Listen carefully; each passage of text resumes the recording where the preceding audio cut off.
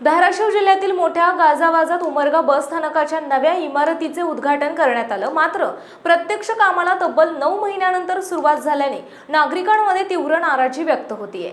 उद्घाटनानंतरही काम रखडल्याने आणि नियोजनाच्या अभावामुळे प्रवाशांना मोठ्या गैरसोयीचा सामना करावा लागत आहे। सध्या बस स्थानक परिसरात बांधकाम सुरू असले तरी प्रवाशांच्या थांबण्याची पुरेशी व्यवस्था करण्यात आलेली नाही। तात्पुरत्या स्वरूपात चौकशी केंद्र उभारण्यात आले असले तरी ते अपुरे असल्याची तक्रार नागरिकांकडून केली जात आहे।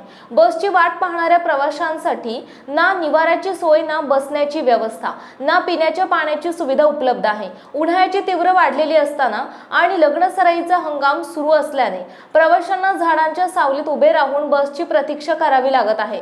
यामुळे ज्येष्ठ नागरिक, महिला आणि लहान मुलांसह प्रवाशांना मोठा मनस्ताप सहन करावा लागत आहे।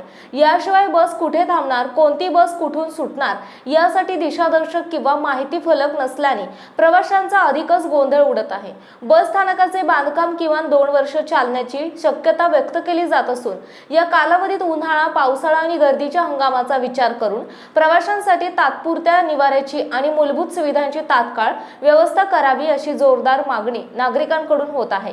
GTV मराठी जनतेचा बुलंद आवाज न्यूज चॅनलचे मुख्य संपादक विशाल देशमुख, तालुका उमरगा, जिल्हा धाराशिव।